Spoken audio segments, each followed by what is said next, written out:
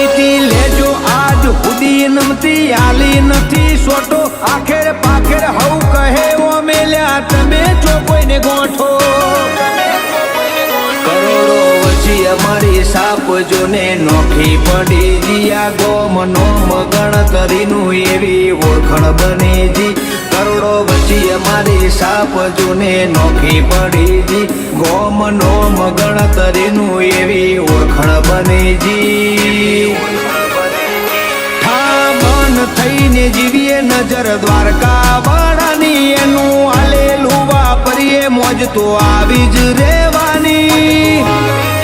મલક